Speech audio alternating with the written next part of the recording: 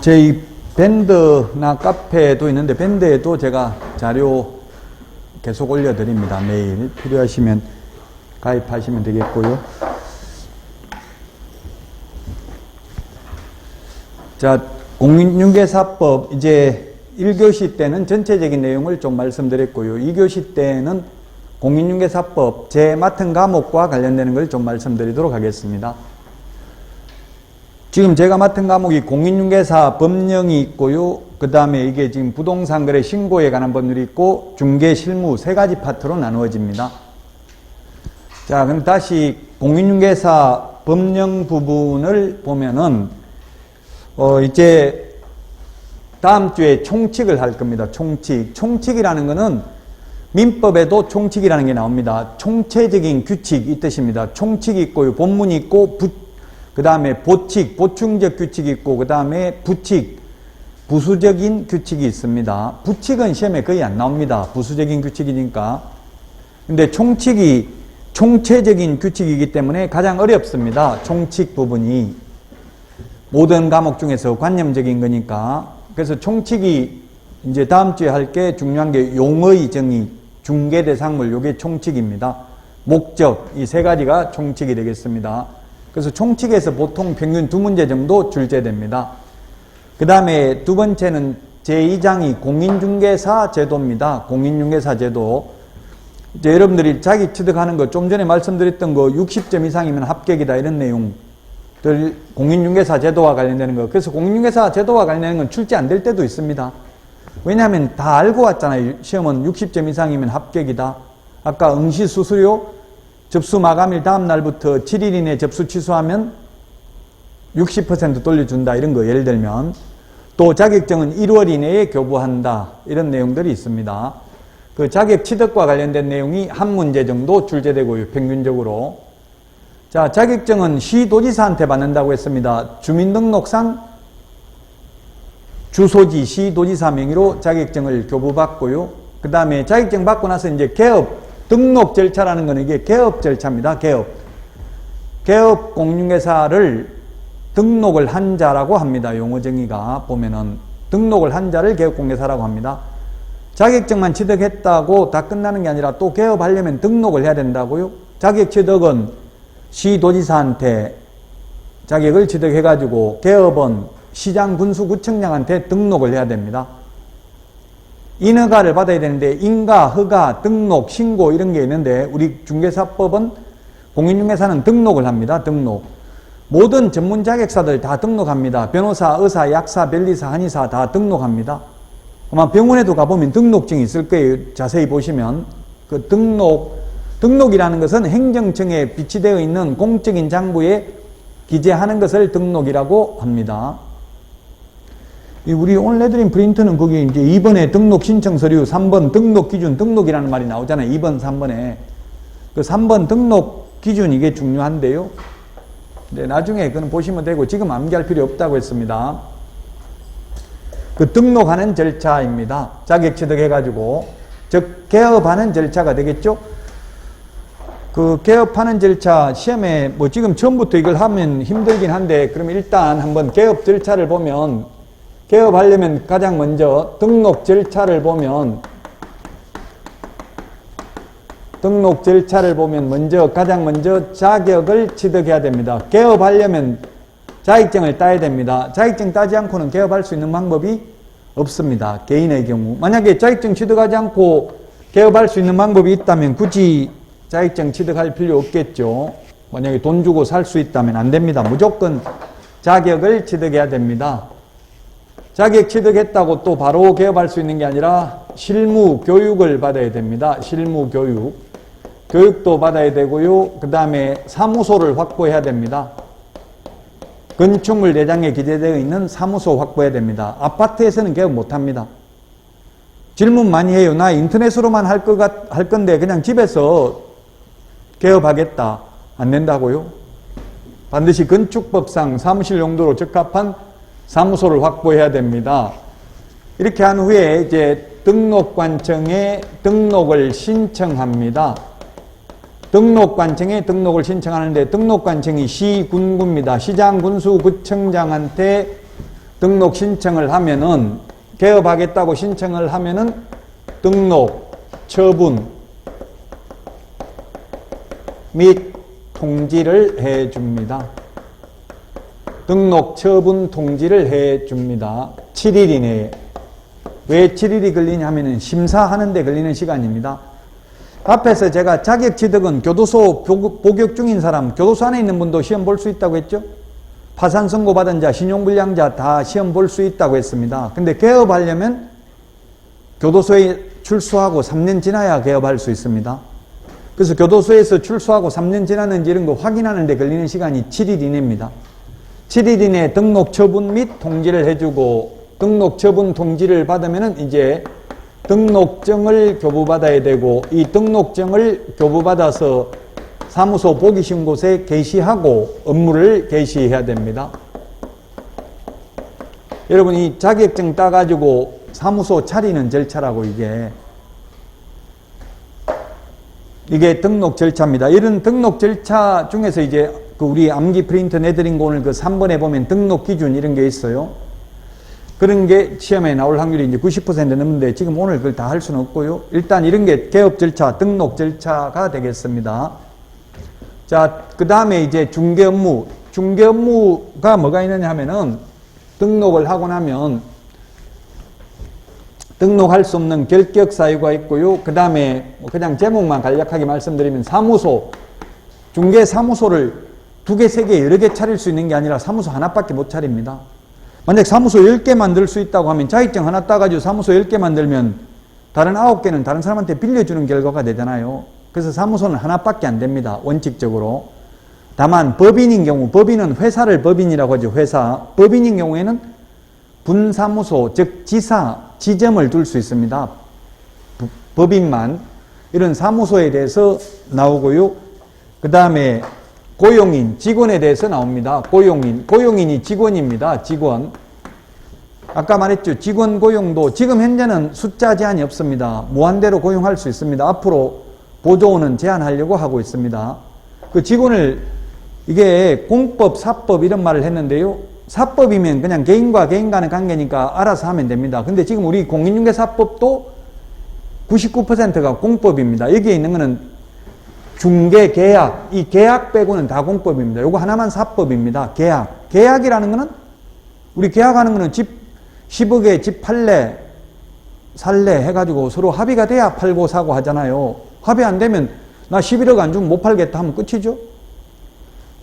10억에 판다 해놓고는 계약서 서로 만나가지고 지금 집값 올라가서 1억 더 주면 팔고 안 그러면 계약 못하겠다 이렇게 할 수도 있어요.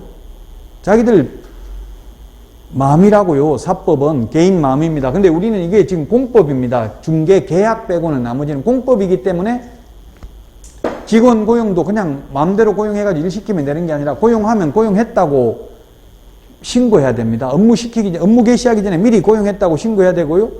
또 그만두고 나면 그만뒀다고 또 신고해야 돼요. 잘랐다, 그만뒀다, 해고했다 신고해야 된다고요. 왜 그러냐면 이게 공법적 요소를 가지고 있기 때문에 그렇습니다. 그 다음에 인장 등록 뭐 이런 게 나옵니다. 인장. 우리 계약서에 도장 찍잖아요. 개업공개사 도장 찍을 때 그 도장도 앞으로 계약서에 확인설명서에 이 도장을 찍겠습니다 하고 미리 인장 등록을 해야 돼요. 계약서 쓸 때마다 이 도장 찍었다 저 도장 찍었다 이렇게 하면 나중에 책임의 소재가 불분명하잖아요. 그래서 인장 등록 이런 것도 나오고요. 그 다음에 사무소 이전.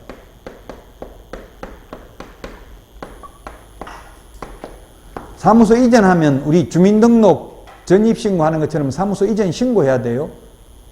옮겼다고. 사무소 이전 신고도 해야 된다.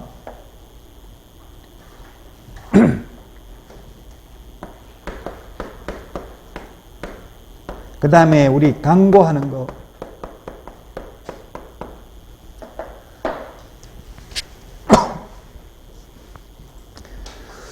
광고할 때도 표시해야 되는 게 있습니다. 마음대로 그냥 광고하는 게 아니라 최소한 개업공개사 성명, 뭐 등록번호 이런 걸 광고할 때 적어야 됩니다.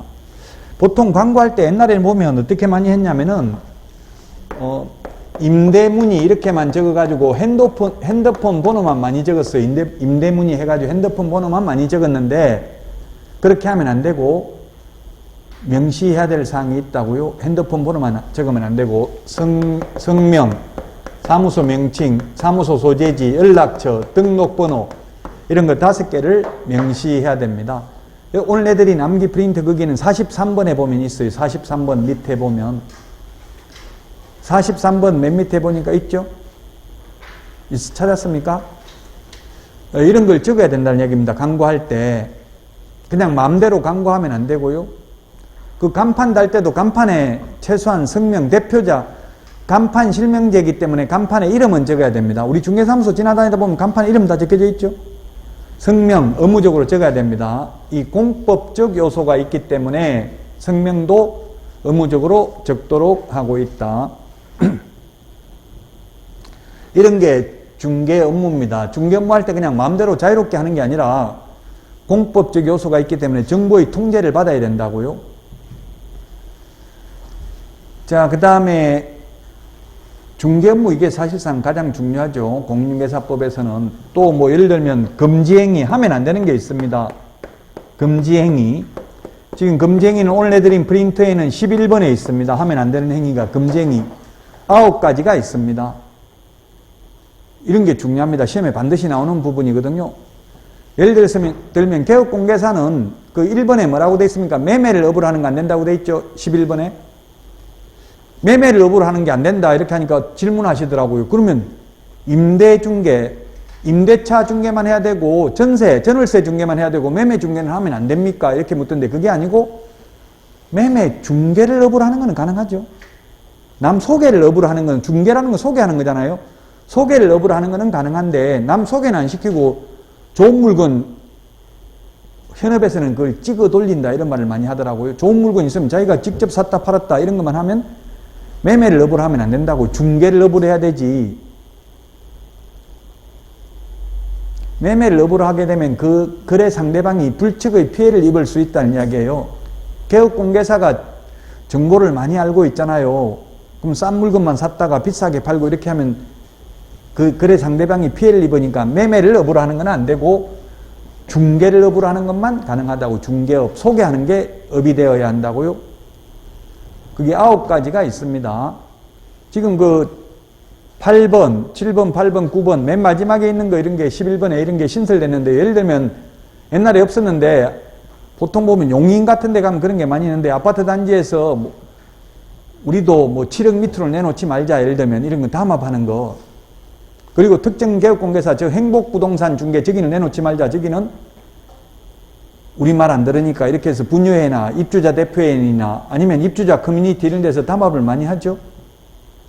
지금도 많이 하더라고요. 법은 못하게 돼 있는데 입주자 커뮤니티 저도 가입을 해봤는데 제가 딱 분양권 팔고 나니까 바로 강퇴시켜버리더라고요. 탈퇴시키고 더 이상 못 보게 막아버리더라고요. 정보를. 그러니까 내부적으로 자기들끼리 무슨 말을 하는지 외부 사람은 알 수가 없죠. 우리 아파트도 얼마로 그 아파트가 그래서 가격이 잘 올라가잖아요. 담합이 잘 되니까. 일반 빌라나 뭐 이런 거 다가구 같은 거는 담합하기가 어렵죠. 그래서 이런 거 금지행위 하면 안 되는 것도 규정하고 있습니다. 또 해야 되는 의무도 규정하고 있습니다. 뭐 예를 들면 비밀을 준수해야 된다든지 올해 시험에도 이 비밀 준수가 출제됐는데요. 비밀을 준수해야 되는 거 당연하죠. 손님 비밀을 준수해야 되겠죠. 우리 집 구경시키러 데리고 가면 그 집에 가보면 예를 들면 이혼하고 혼자 사는지 이런 거 금방 알 수 있잖아요. 그 중개사무소에 자꾸 보러 오는 거 좀 귀찮긴 하더라고요. 편하게 있을 수가 없잖아요. 그래서 그런 것도 비밀을 준수해야 된다고요. 손님 비밀 누설하면 안 된다. 그 이혼하고 혼자 살더라 이런 말 하면 안 된다고요. 그 비밀이 뭔지는 뭐 시험에 나오지 않습니다. 그냥 비밀 준수라고만 나온다고요. 어떤 비밀을 지켜야 되는지 구체적으로 그런 거는 시험에 나오지 않습니다. 이 의무와 책임이 시험에 많이 나온다고요. 이번 시험에도 출제되는데 뭐냐면 손해배상 책임, 개업공개사의 고의과실로 의뢰인에게 재산상 손해를 발생케 한 경우 그 손해를 배상해야 됩니다. 올해 시험에 재산상 손해만 배상해야 되는데 정신적 손해, 비재산적 손해도 배상해야 된다. X로 출제를 했어요. 우리 자동차 보험이나 이런 거는 위자료도 줍니다. 자동차 사고 나가지고 우리 병원에 입원해 있으면 위자료도 주죠. 합의금도 한 뭐 100만 원, 150만 원 이렇게 줍니다. 위자료 쪽으로. 근데 우리 공인중개사법에서는 중개사고가 발생해도 재산상 손해만 보험금을 주고 정신적 손해, 즉 위자료는 비재산적 손해는 보험금으로 주지는 않습니다. 그럼 개인 재산에 압류해가지고 받아낼 수는 있지만 보험금으로 비재산적 손해를 받을 수는 없다고요.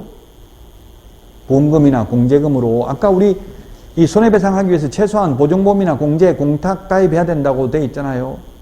암기 프린트 그 54번에 보면은 54번 맨 밑에 보면 보정 설정 금액 법인은 2억, 개인은 1억 이렇게 돼 있죠. 금액 나와 있습니까? 지금 암기하라는 게 아니라 지금 무슨 내용을 지금 공부하고 있는지를 보는 겁니다. 54번 있어요. 맨 밑에. 책임보험을 가입해야 된다고. 우리 자동차 보험 가입하기 싫어도 책임보험 가입해야 되잖아요. 의무적으로. 마찬가지로 우리도 중개업을 하려면 책임보험 의무적으로 보험을 가입해야 된다고요. 그 금액이 개인은 1억, 법인은 2억이라고 현재는 앞으로 올라갈 2배로 올릴 가능성이 있는데요. 우리 생명보험도 1억짜리 보험 든다 하면 그 1억이 뭡니까? 보험금입니까? 보험료입니까? 1억짜리 생명보험 1억짜리 든다 하면 그게 보험료냐고요? 보험금이냐고요? 보험료하고 보험금하고 다르죠? 보통 우리가 1억짜리 지금 거기에 암기 프린트 54번 맨 밑에 1억, 2억 나와 있는 게 이게 보험금입니다. 보험료가 아니고. 또 1억 가입해야 된다고 하니까 그러면 어떤 분이 그런 질문을 하더라고. 그럼 1억이나 내야 됩니까? 돈을 이게 중개업하려면 1억 벌지도 못할 것 같은데 이렇게 질문하는 분 계시는데 1억 보험료를 내는 게 아니라 타는 보험금이 1억이 보험금은 보험회사로부터 수익자가 타는 돈이 보험금이고 보험료는 계약자가 보험회사 내는 돈을 보험료라고 합니다. 상법에 규정되어 있습니다. 근데 텔레비전 뉴스에도 4월달부터 보험금이 올라갑니다. 이렇게 뉴스에 나온 걸 제가 봤거든요. 그럼 보험금이 아니라 보험료가 올라가죠. 보험은 자꾸 새로 나오면 나올수록 안 좋은 게 나와요. 좋은 건 안 나온다고요. 보험회사 망하는데. 우리 실비보험 같은 것도 옛날에는 100% 보장됐잖아요. 그러니까 보험회사 적자 보니까 지금 100% 안 되죠. 요즘 나오는 보험, 실비보험도. 우리 1억 가입해야 된다 이 말은 보험금이 1억, 타는 돈이 1억이고 보험료는 10만 원 정도 합니다. 10만 3천 원 정도. 서울보증보험은 1년에. 협회 공제는 1년에 19만 8천 원만 내면 됩니다. 이런 거 손해배상 책임을 지기 위해서 보험이나 공제, 공탁 가입해야 된다 이런 내용들이 있고요. 그 다음에 뭐 계약금 등의 반환 채무 이행보장제도 이런 것들이 중개 업무입니다. 자, 그 다음에 중개계약하고 부동산 거래 정보망이 있는데요. 중개계약, 부동산 거래 정보망.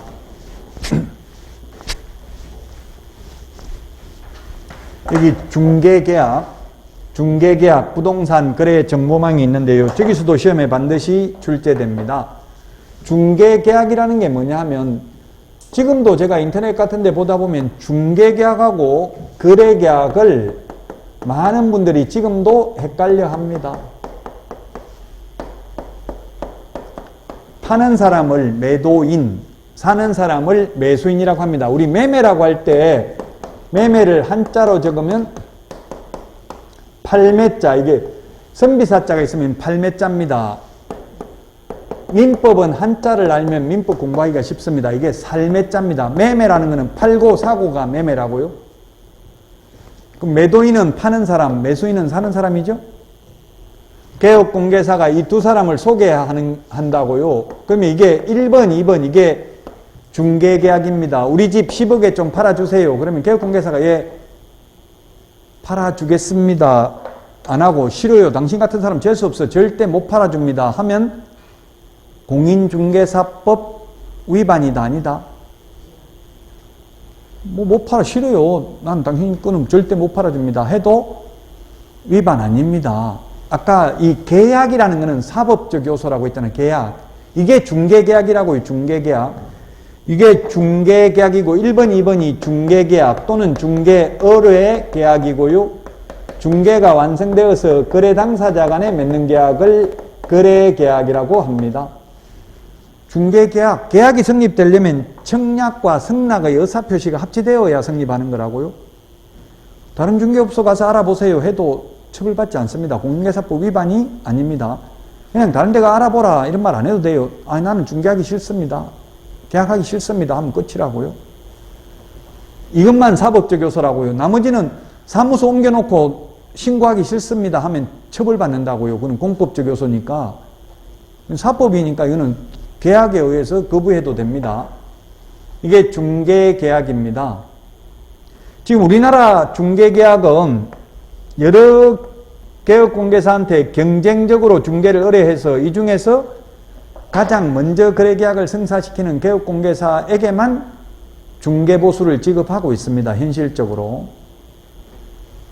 근데 미국이나 캐나다 이런 나라들, 유럽, 호주, 뉴질랜드 이런 나라는 보니까 거의 다 독점 중개를 하고 있더라고요. 다른 나라는.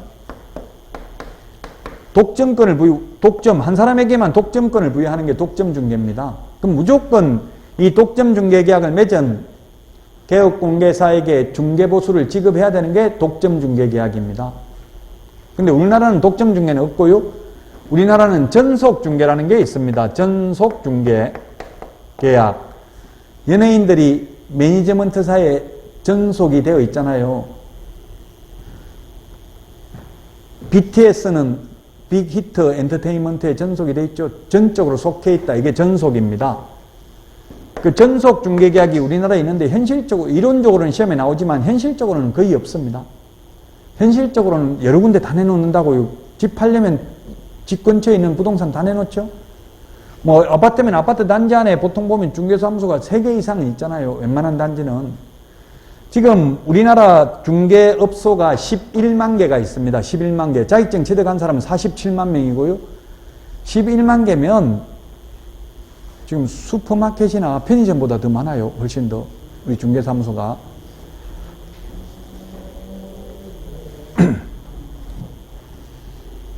그 11만 개의 중개사무소 중에서 계속 1년에 한 10,000개 정도 늘어나고 또 한 7,000개 정도 폐업을 하고 이렇게 계속 변화를 하고 있습니다.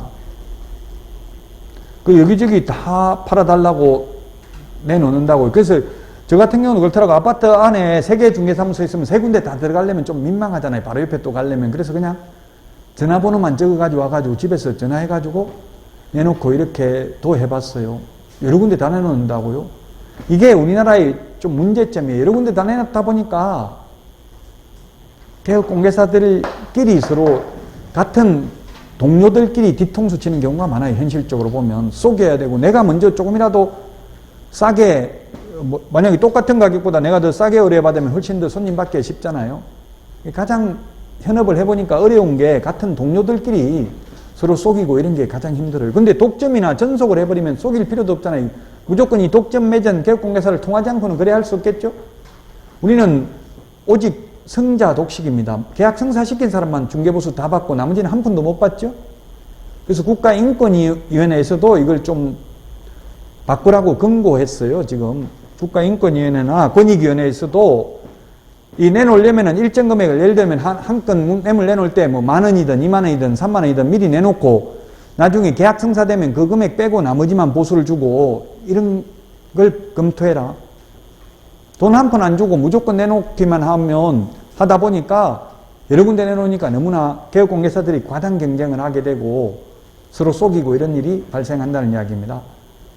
또 집 구경하러 가서 앞으로 이게 권고사항입니다. 지금은 집 10군데 보여줘도 돈 한 푼도 못 받죠. 계약 성사 안 되면. 그래서 권익위에서는 최저임금 수준은 시급 최저임금 수준은 받고 나중에 계약 성사되면 그 받은 거 빼고 나머지 보수만 받고 이렇게 좀 하라고 권고하고 있어요. 아직까지는 법에 도입되진 않았습니다. 저도 중개할 때 손님 오면 처음에는 막 열심히 10군데 보여줬어요. 집. 계약하겠어 안 하겠어 10군데 보여주면? 절대 안 하더라고요. 10군데 보여주고 나니까 처음에 봤던 거 그게 더 좋은 것 같은데 다시 한번 보자 이렇게 하면 미치겠더라고요. 또 처음 보여주면 안 한다고 계약. 그래서 너무 많이 보여주면 안 해요. 한두 개, 한 개 보여주고 싫다고 하면, 만약 두 개만 보여주려면 좋은 거, 안 좋은 거 뭐부터 보여줘야 돼요?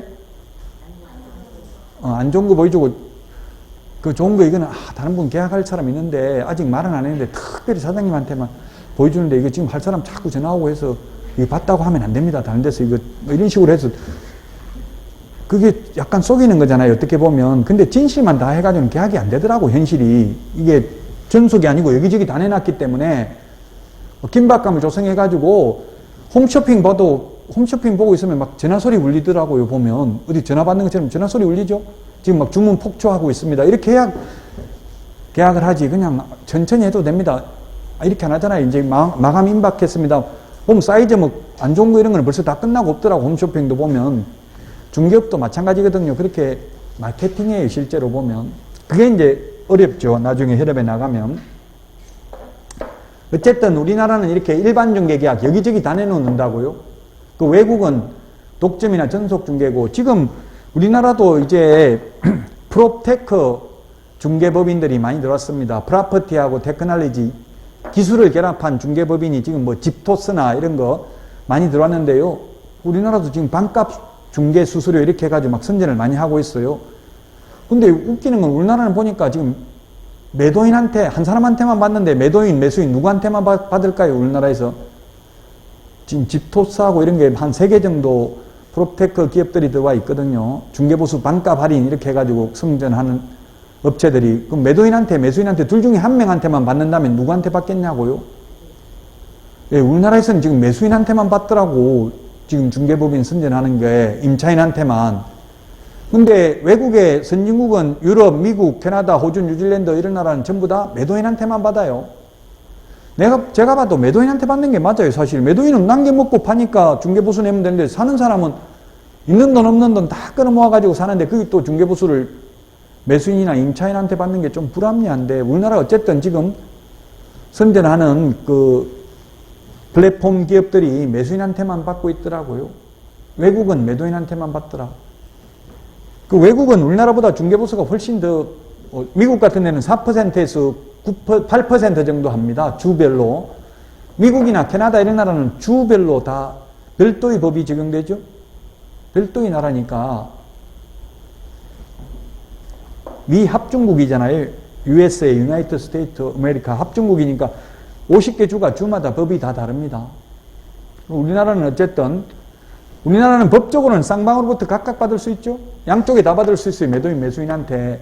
근데 뭐 한 사람한테 안 받는다고 해서 그 법에 위반되는 것은 아니다. 자기 권리를 포기하는 것은 위반이 아니다. 시험에 출제됐어요. 반드시 협회에서 소송했다고요. 집토스 같은 이런 플랫폼 기업이 들어와가지고 한쪽에만 받고 있다. 위법이다. 고발했는데 처벌받지 않았어요. 법에서 자기 권리를 포기하는 것은 위반이 아니다. 더 받는 것은 위반이지만 안 받는 것은 위반이 아니다. 판례가. 이게 중개계약이고요. 거래계약은 매도인, 매수인, 임대인, 임차인끼리 맺는 게 거래계약이죠. 거래계약은 매매계약, 교환계약, 임대차계약 이런 걸 거래계약이라고 합니다. 중개계약은 일반 중개계약, 전속 중개계약, 독점 중개계약 이런 형태가 있다고요. 뉴스에 보니까 미국에 있는 중개법인이 유럽에 브리핑하러, 확인 설명하러 전용기를 타고 4천만 원 들여가지고 전용기를 타고 브리핑하러 유럽에 갔다 이런 게 뉴스에 나오더라고요. 충격받았어요. 우리나라에서 4천만 원 들여가지고 확인 설명하러 갔다가 계약 안 되면 한 푼도 못 받잖아요. 그럼 독점 중개니까 8% 받게 돼 있대요. 거래 성사되면은 몇 억을 받는다고요.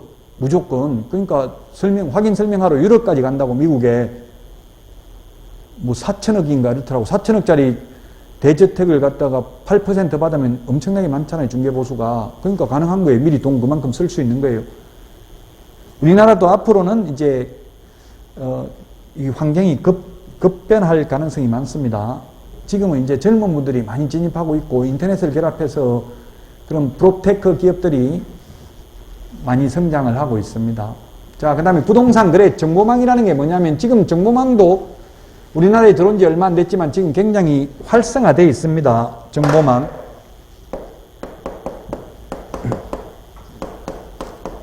나중에 다시 다 공부합니다. 전체적으로 뭐가 있는지를 지금 보는 겁니다. 부동산 거래 정보망이 있는데 부동산 거래 정보망은 개업 공인중개사 상호 간의 정보를 교환하는 체계입니다. 개업 공인중개사들끼리 정보를 교환하는 체계가 정보망입니다. 그럼 우리가 인터넷에서 직방, 다방, 한방, 네이버 부동산 이런 거 들어가면 호갱노노 이런 거 들어가면 전부 매물 다 볼 수 있죠? 그건 정보망이 아닙니다. 일반인도 볼 수 있는 것은 정보망이 아니죠? 정보망은 개업공개사 아이디 패스워드로 들어가야만 확인할 수 있는 게 정보망입니다. 그 중개사무소 앞에 아침에 컴퓨터 켜면 자동으로 부팅하자마자 바로 이 정보망으로 연결되도록 다 세팅을 해놨어요. 그럼 저도 중개업을 해보니까 이제 정보망이 들어가면은 컴퓨터 모니터 화면에 매물 정보가 새로 올린 거는 뭐 뉴 이렇게 색깔 해가지고 한 줄씩 올라가 있어요. 매물 정보가. 그러면 매일 보고 있기 때문에 위에 새로 올라온 거 요 매물만 확인하면 되겠죠? 이미 계속 있던 거잖아요. 나머지는. 그 매일 새로 올라오는 매물이 있어요. 새로 올라오는 걸 뉴 해가지고 반짝반짝 새로 올렸다는 게 표가 나요. 우리 인터넷에 글 올리면 새로 올린 거는 글 표가 나잖아요. 새로 올렸다는 거. 그 새로 올린 것만 아침에 와서 계속 보면은 무슨 매물이 있는지 손님 와서 전화하면 무슨 아파트 있습니까? 하면 금방 알 수 있겠죠? 이게 정보망이에요. 개업공개사들끼리 정보를 공유하는 체계가 정보망이다. 자, 그러면 A 개업공개사에게 손님이 매도인이 팔아달라고 의뢰를 했습니다. 그러면 빨리 팔려고 이게 매물 등록을 정보망에다 매물을 올린다고요? 그러면 B 개업공개사에게 매수 의뢰를 한 매수 의뢰인이 있으면 B 개업공개사는 이 정보망에 들어가 가지고 매수인이 원하는 물건을 찾아냈습니다. 그러면 손님 있다고 B 개업공개사가 매도인한테 직접 연락할까요? 아니면 매물을 올린 A 개업공개사한테 손님 있다고 연락할까요? 어디 연락하겠어요? 예, 개업공개사한테 연락해야 되겠죠? 이 손님한테 직접 연락해서 둘이 계약 성사시켜버리면 이 매물 올린 사람은 중개보수 못 받을 가능성이 많죠?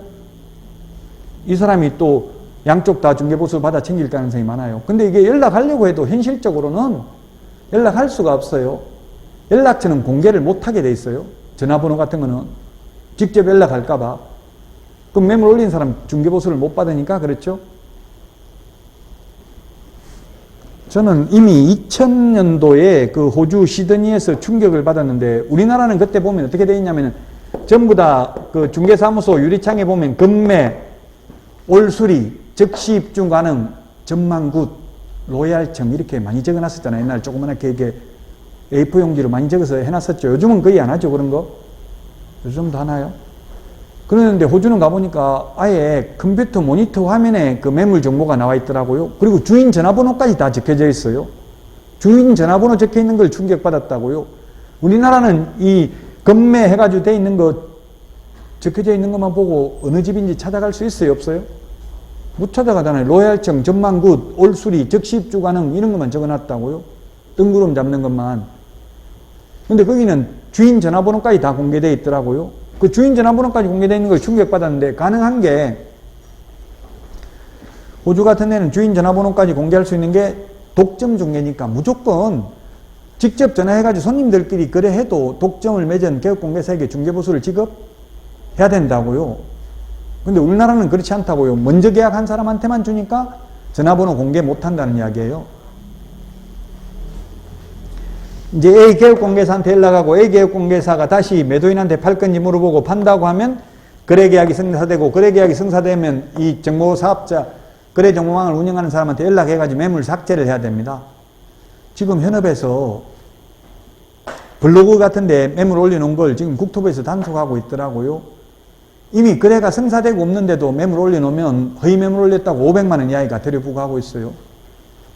지금 허위 매물 올리면 500만 원 이하가 들이죠. 거짓 매물, 가짜 매물, 미끼 매물, 낚시 매물 올리면 그래가지고 지금 전국의 포털 사이트에서 허위 매물이 엄청나게 20만 건이 사라졌다고 뉴스에 나왔었어요. 옛날에는 옆에 중개사무소에 올려놓은 매물 나도 그냥 올려놓는 거예요. 내가 직접 접수 안 받아도.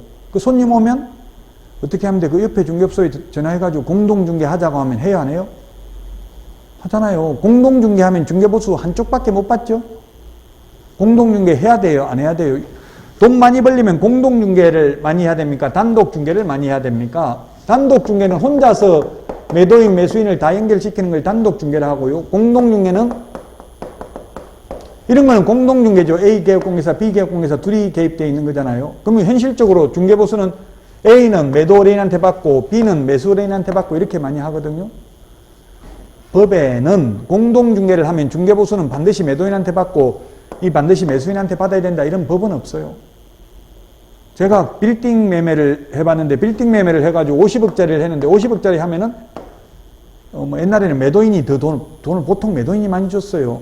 그럼 여기에 1억 주고 예를 들면 여기 뭐 그냥 얼마인지 모르지만 대충 예를 들어서 여기는 매수인한테는 5천만 원 받았다. 그러면 1억 5천이잖아요. 1억 5천 합해가지고 나누기 2해서 7,500만 원씩 나눠 먹어도 돼요.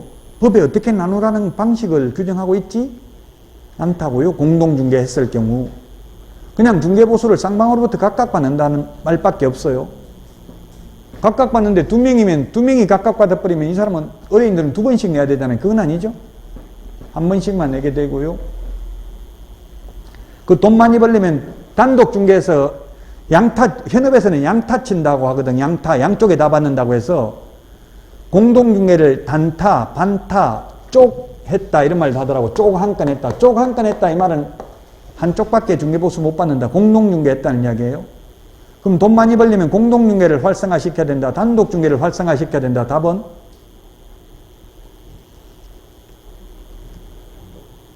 공동중개를 활성화시켜야 됩니다. 시험에 나오면. 왜냐하면 단독중개에서 한 건 할 걸 공동중개하면 3건, 4건 할 수 있다고요. 제가 이게 여러분들이 이해가 지금 뭐 정규 진도가 아니니까요. 제가 군포에서 경기도 군포시에서 중개업을 하고 있는데 서울에서 영등포에서 중개업소가 서울에 있는 중개업소에서 전화 왔더라고요. 딱 찍어가지고 거기에 대림 이 편한 세상 2차 33평 지금 할 사람 있는데 데리고 가면 공동중개 할 겁니까? 묻더라고. 네이버 부동산 보고 매물 보고 전화했다 이러더라고요. 한다고 해야 돼? 안 한다고 해야 돼? 공동중개. 하면 저는 매도인한테는 받잖아요. 그 사람은 데리고 온 사람은 매수인한테 받고 안 한다고 하면 한 푼도 못 받고. 근데 그 매물이 저한테 독점이 돼 있어서 저한테만 매물 공개돼 있으면 괜찮은데 네이버 부동산 들어가 보니까 다른 부동산에도 다 올려놨더라고요. 그럼 공동중개 해야 돼? 안 해야 돼요? 해야 돼. 돈 많이 번다고요. 나한테 독점권이 있으면 할 필요 없죠. 그냥 나를 통하지 않고는 그래 할 수 없다면. 근데 우리나라는 독점 중개가 아니라 여러 군데 다 내놨다고요. 여기저기 부동산마다. 똑같은 매물이 여러 군데 올라와 있어요. 그러니까 예 하겠습니다. 빨리 오세요. 이렇게 했어요. 그럼 한쪽에라도 중개보수를 받을 수 있으니까요. 그 공동중개를 활성화시켜야 됩니다. 돈 많이 벌려면. 지금 우리나라도 아파트는 공동중개가 굉장히 활성화되어 있습니다. 근데 토지라든지 뭐 이런 것들은 공동중개가 활성화 안 돼 있어요. 왜냐하면 토지 같은 건 이런 거 보여주면 다음에 몰래 자기들 혼자 가서 계약을 성사시켜도 알기가 어렵잖아요. 근데 아파트는 CCTV를 다 확인할 수 있기 때문에 매물 빼돌리기가 어렵기 때문에 공동중개가 활성화되어 있습니다. 자, 그 다음에 개업공개사의 의무 했고 중개보수. 예, 보수에 대해서는 전부 다 의무와 책임이고요. 권리는 이거 중개보수밖에 없습니다. 권리. 우리 중개보수 받는 것밖에 없잖아요. 권리는. 개업공개사의 권리는. 근데 중개보수가 2문제 정도 평균 나오는데 보수의 일반적인 내용 1문제. 보수 많이 받으면 안 된다. 이런 게 시험에 나와요. 그리고 보수 계산하는 거 1문제 나오고요.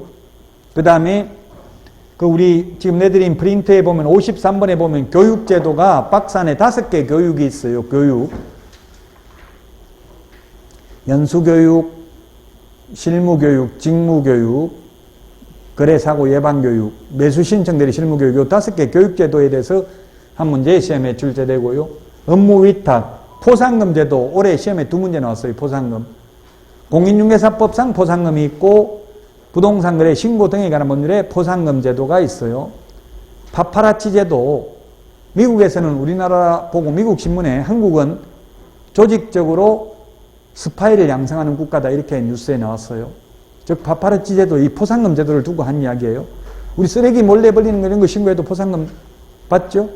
학원 뭐 10시 넘어서 학원 교수 받은 거 이런 거 몰래 신고하면 포상금 받아요. 예를 들면 우리 공인중개사법에도 포상금 제도가 있다. 무등록 중개업자 나무 자격증 빌려가지고 하는 사람 이런 거 신고하면 포상금 주는 게 있다고요. 자, 그 다음에 협회도 평균 한 문제 정도 나옵니다. 공인중개사 협회인데요. 협회에 가입해도 되고 가입 안 해도 됩니다. 협회에. 그래서 협회는 임의설립주의, 임의단체이기 때문에 시험에 많이는 안 나옵니다. 한 문제 정도 출제되고요. 그 다음에 지도감독, 벌칙. 이번 시험에 지도감독이 3문제 이상 나왔는데 자격 취소, 자격 정지, 업무 정지 이게 이번 시험에 나왔는데요. 사실 이거는 단순히 암기사항이긴 합니다. 어떤 경우 자격 취소하느냐 딱 법에 규정되어 있다고요. 뭐 자격증 빌려주는 경우 당연히 취소되겠죠. 이런 게 시험에 4문제 정도 출제됩니다. 지도감독, 벌칙이 합해서 4문제. 보통 뭐 5문제, 4문제, 7문제 이렇게 나오니까 평균 4문제 정도 출제됩니다. 그래서 지금 이 공인중개사 법령이 올해 시험에서 또 27문제, 28문제, 거의 70%가 법령에서 출제됩니다. 고득점을 하려면 그래서 법령 부분은 논란의 여지가 없으니까 고득점 할 수 있습니다. 약 70%가 법령 부분에서 출제가 되고요. 그 다음에 부동산 거래 신고 등에 관한 법률이 있는데 부동산 거래 신고 등에 관한 법률이 올해 7문제 출제됐습니다. 작년에 4문제. 30회 때 7문제 출제됐습니다. 부동산 거래 신고. 지금 부동산 거래 신고 제도가 있고요. 그 다음에 올해 6월 1일부터 주택 임대차 신고 제도가 생겼죠. 전월세 신고제, 소위 임대차 3법에 의해서 보증금 6천만 원 초과, 월차임 30만 원 초과하면 전월세 신고를 해야 되잖아요. 거기서 한 문제 출제됐고요. 그 다음에 외국인 부동산 취득 특례. 특례라는 건 특별한 예외입니다. 특별한 예외. 외국인이 우리나라 사람은 허가 안 받는데 외국 사람은 특별히 군사기지 및 군사시설 보호구역 등에서는 허가 받아야 된다. 이런 것들이 외국인 특례와 관련된 게 2문제 출제됐습니다. 올해 이 2문제 적어놨죠. 그 다음에 토지거래 허가제. 토지거래 허가제가 올해 3문제 나왔는데요. 토지 투기가 성행하거나 성행할 우려가 있는 지역에 대해서 시도의사나 국토부 장관이 허가구역으로 지정을 하면 허가받아야 되고 허가 안 받고 체결한 계약은 무효입니다. 그럼 허가를 무조건 내주는 게 아니라 실수요성이 없으면 허가를 안 내줍니다. 지금 서울은 대표적으로 허가구역이 구룡마을입니다. 강남에 구룡마을 허가구역으로 지정되어 있습니다. 경기도는 3기 신도시 예정지역 허가구역으로 지정되어 있고요. 그 다음에 용인시 원산면 SK 하이닉스 들어오는 부지 허가구역으로 지정되어 있습니다. 그것밖에 없습니다. 사실 허가구역이 거의 없어요. 옛날 노무현 정부 때는 전국토 25%가 허가구역이었는데 지금은 1%도 안 됩니다. 허가구역이. 허가구역에서는 허가 안 받으면 계약 무효입니다. 여기서 8문제 다 법령입니다. 그러면 35문제가 여기서 출제됐다고요? 거의 90% 가까이. 그래서 오히려 법령이 많이 출제되는 게 더 쉽죠. 공부하기는. 중개실무는 5문제가 나왔는데 주택임대차보호법, 그 다음에 집합건물 소유 및 관리에 관한 법률, 그리고 부동산 실권리자 명의등기에 관한 법률, 그 다음에 경매, 공매, 매수 신청들이 이런 것들이 맨 마지막 파트, 맨 뒤에 있는 부분이 중요하다고요. 실무는 책을 받으면 맨 뒤에. 앞에 있는 실무는 거의 시험에 안 나옵니다. 뭐 예를 들면 옛날에 1회 때는 그런 게 나왔죠. 손님 데리고 갈 때는 아까 물건을 많이 하루에 100개 보여주는 게 좋다, 1개 보여주는 게 좋다, 예를 들면. 그럼 그야말로 실무고, 그는 논란의 여지가 있잖아요. 사람에 따라 다 다르잖아요. 옛날에는 그런 게 나왔어요. 목조주택은 낮에 보여주는 게 좋다, 밤에 보여주는 게 좋다, 이런 게 시험에 나왔어요. 고궁을 데리고 갈 때는 밤에 데리고 가는 게 좋다, 낮에 데리고 가는 게 좋다. 답은? 옛날에 시험 문제 답은 밤에 데려가는 게 좋다. 속이라는 거잖아요. 밤에 나무 썩은 거 안 보여주고. 그런 거는 시험에 낼 수가 없다는 얘기. 그게 앞에 그런 게 중개실무잖아요. 그런 거는 시험에 안 나오고, 이제 법적 근거가 있는 거, 개별적 중개실무라고 했는데 다 법에 있는 거예요. 아까 주택임대차보호법, 상가건물임대차보호법 법에 있는 게 출제된다. 지금 산업인력공단에는 이 2개를 70%라고 돼 있고 실무가 30%라고 출제 범위가 돼 있는데 실제로는 거의 85% 이상이 35문제가 공인중개사 법령하고 부동산 거래 신고 등에 관한 법률에서 출제됐다. 이게 내외라고 돼 있지 꼭 이대로 출제하라는 건 아니거든요. 그 실무가 많이 출제가 안 된다는 이야기예요. 바람직한 거예요. 실무 많이 내면 어렵다는 이야기예요. 실무는 범위가 없잖아요. 잡다한 거 아무거나 내면 실무거든요. 전 과목이 다 실무에 들어갈 수 있어요.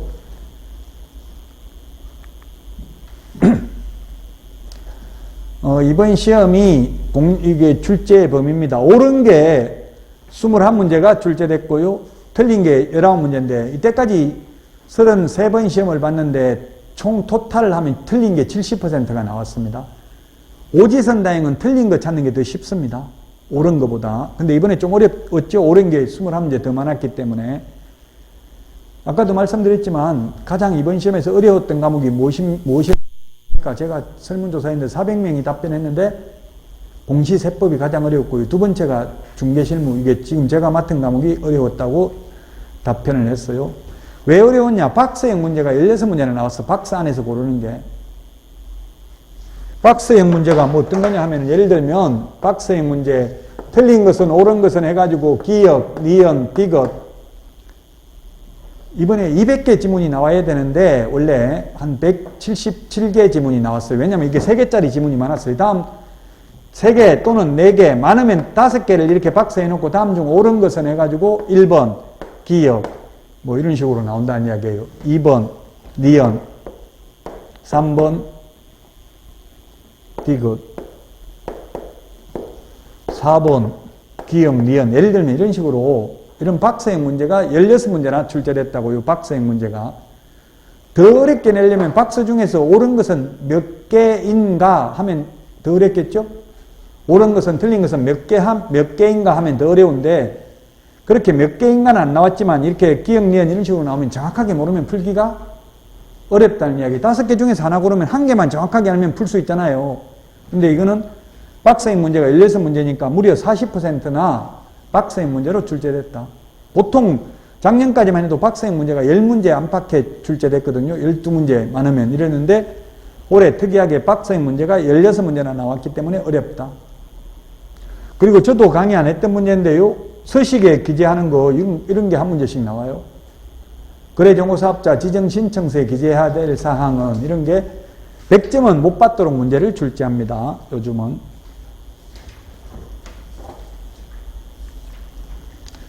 그 난이도는 상중하로 보면 중까지만 해도 70% 이번 공인중개사법은 원래는 한 20% 정도가 새로운 지문이 나오는데 이번 시험에 약 30%가 새로운 지문 평소 출제 안 됐던 지문이 30% 정도 출제됐습니다.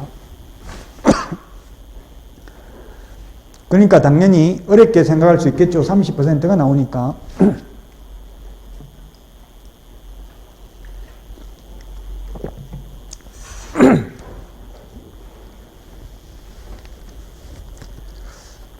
뭐 이게 상중하는 그냥 제가 편의상 나눈 거고요. 절대적이진 않는데요. 그래서 어려운 지문은 아무리 어렵게 내도 30% 이상은 초과할 수가 없다고요. 전 과목이. 그래서 쉬운 내용이 중요합니다. 여러분들이 나중에 쉽다고 느끼는 거는 계속 강의를 들었고 기출문제 풀어봤고 여러 번 봤기 때문에 쉬운 거죠. 그게 또 나온다는 이야기예요. 어려운 거는 시험에 거의 안 나와요.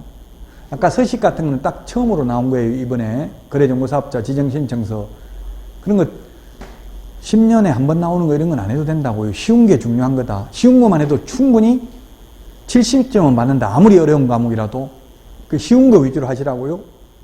쉬운 게 중요하다. 어려운 거 하지 마시고요. 60점만 받으면 됩니다. 이 공인중개사법은 이제 그 나중에 다시 말씀드리겠지만 법조문 그대로 출제되는 경우가 많아요. 법조문이 51개 조문밖에 안 됩니다. 네, 그래서 법조문 그대로 출제되고요. 시행령, 시행규칙까지 다 합해봐야 119개 조문입니다. 기출문제 지문이 200개 지문 정도가 나오는데 119개 조문이니까 그대로 자꾸 보시면 읽어보시면 됩니다. 법은 법제처 국가법령정보 법제처 국가법령정보 이거 어플 다운받으세요. 지금 휴대폰 플레이스토어에 들어가서 법제처 국가법령정보. 이 플레이스토어에서 다운받으세요. 이게 다운받으면은 거기서 모든 법을 다 검색 가능합니다. 왼쪽 밑에 보면 돋보기 표시되어 있는 게 키워드 검색입니다. PC 버전은 오른쪽 위에 화면 검색이라고 있습니다. 거기에서 법조문 검색이 다 가능합니다. 법조문 그대로 출제되는 게 많습니다. 2차 과목은. 뭐 1차도 민법도 마찬가지 법조문 그대로 출제되는 건 많아요. 그 다음에 다툼이 있으면 판례의함. 이게 민법은 32문제인데 공인중개사법은 10문제 정도 출제되는데 이 32회에는 6문제 나왔습니다. 다툼이 있으면 판례의함 이런 말이. 판례가 지금 한 70개 정도 있습니다. 중개와 관련된 판례가 대법원 판례가 한 70개 정도만 기억하면 되거든요. 판례. 다툼이 있으면 판례의함 10문제 정도 나오는데 한 7, 80개 정도만 판례 읽어보면 됩니다. 모르면 그냥 나중에 판례도 그냥 암기가 돼요. 자동적으로 자꾸 읽어보면. 판례가 다 진리에 부합하는 건 아닙니다. 판사 생각이기 때문에 꼭 진리에 맞다고 볼 수는 없죠.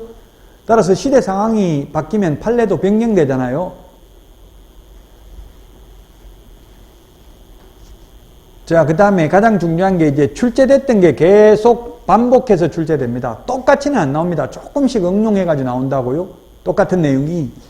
중요했던 내용이 계속 나왔던 부분이 반복해서 출제됩니다. 기출문제를 응용해서 출제되는데 새로운 지문은 20%에서 30%인데 이번에 공인중개사법이 어려웠다는 이유가 30% 정도가 새로운 지문이 나왔습니다. 그러면 당연히 어렵겠죠. 그 30% 틀려도 70점은 받는다는 이야기입니다. 근데 뭐 제가 이게 그 시험 보고 나서 가정답 6시에 발표하기 전에 라이브로 제가 해설 강의를 했는데 좀 100점 받았어요, 다.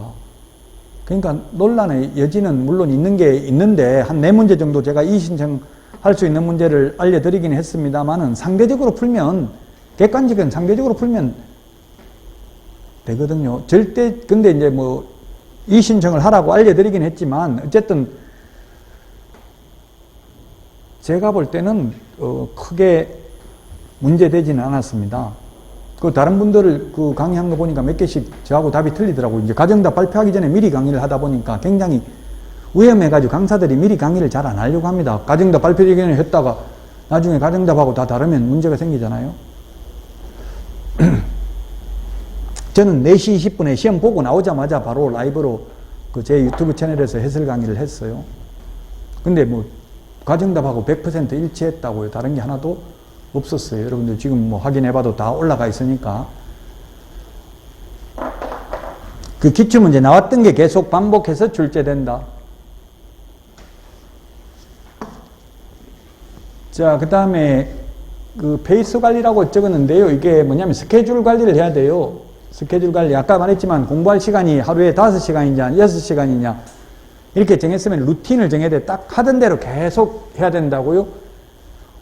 지금 마라톤인데 42.19km를 달려야 되는데 100m 뛰듯이 지금 막 뛰어버리면 빨리 지쳐서 쓰러진다고요. 그러니까 천천히 신압으로. 전 대학 1학년 때 국어 교양시험에서 신압으로의 뜻을 쓰시오 했는데 못 썼어요. 뭔지. 국어사전에 찾아보니까 모르는 사이에 조금씩이더라고요. 그래서 속도 조절을 해야 된다고 너무 무리하지 마시고 처음 공부할 때는 의욕이 앞서가지고 무리하게 되면 결국 빨리 포기하게 되고 빨리 지치고 빨리 슬럼프가 온다고요. 그냥 학원 커리큘럼대로 따라서 가는 게 가장 바람직합니다. 선행합섭 너무 미리 지금 모의고사 푸는 거 좋지 않다는 이야기입니다. 예를 들면 그 다음에 틀린 것은 이렇게 나오면 틀린 것 문제 틀린 것 하면 X 해놓고 1번 지문 2번 지문 3번 있으면 틀린 걸 골라라고 했으면 1번 X, 2번 O, 3번 잘 모르겠으면 X 이런 식으로 표시를 하면서 문제를 풀어야 돼요. 옳은 것을 하면은 문제에 옳은 것 해놓고 1번 X, 2번 옳은 것. 그럼 2번이 답이잖아요, 지금. 공인중개사법은 끝까지 다 읽어야 돼요. 지문을 5개까지 다. 뭐 과목에 따라서는 뭐 특정 과목은 1번이 답이면 그 뒤에 읽어볼 필요도 없다고 이렇게 말하는 분도 계셔요. 다른 과목은. 근데 공인중개사법은 공부할 내용이 그렇게 많지는 않습니다. 사실은. 그러다 보니까 말장난이 가장 심한 과목에 함정이 많이 있어요.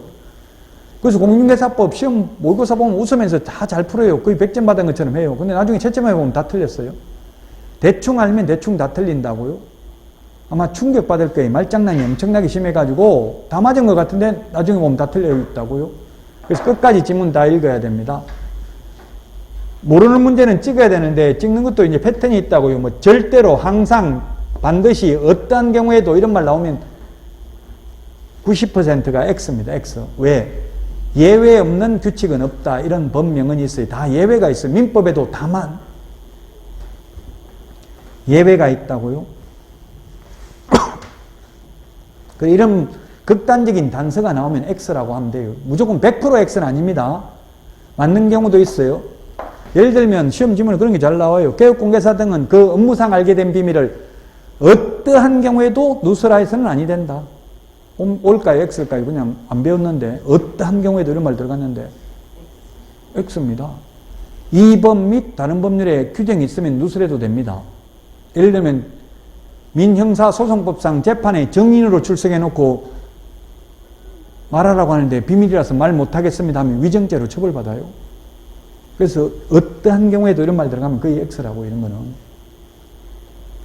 그 다음에 또 시험 지문에 대통령령으로 정한다, 국토교통부령으로 정한다 이런 말 나와요. 이거는 거의 정답 아니라고 보면 돼요.